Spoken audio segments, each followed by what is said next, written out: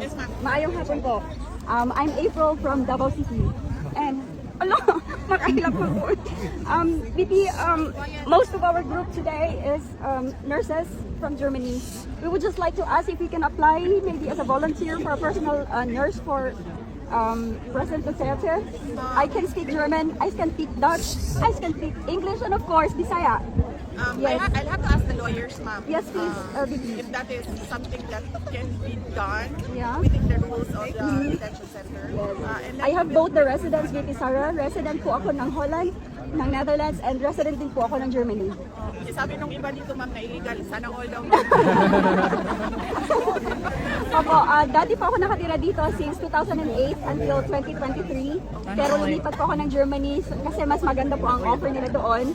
I'm operating room nurse po. And I can guarantee. Pwede yan. Actually, hindi pa namin napag-usapan yan, ma'am. Ang napag-usapan Yes, kasi po. namin doon, paano yung pagluluto. Para about ibigay mo Marunong lang din yung po number magluto ng taxi, VP.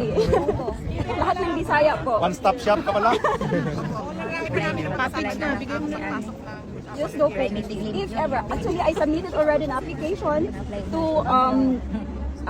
Sir Alex Into Monteagudo. He's actually my cousin. And also to Sir Bongo. Sa inyo, hindi ko po masubmit kasi hindi po kayo basta-basta ma-message sa page niyo po. Opo. Wala po ako.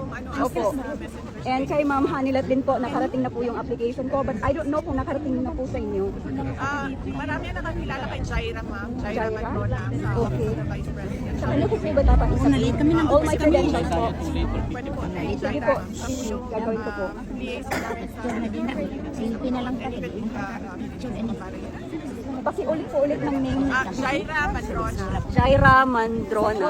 Paki-search guys. Opo. Sige po, VP. Sasabit po ako ng application. Yes, ma'am.